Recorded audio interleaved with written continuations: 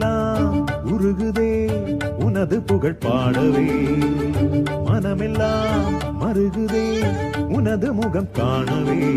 வேதங்கள் நாதங்கள் நீ போற்றுவாய் இறைவா, பாவங்கள் சாபங்கள் பறந்தோடவே துணைவா. அனைத்தையும் அறிந்திடும் ஜெகத்குரு நீயே, ஆயாய் வந்தாய் ஆதி சிவசங்கரா,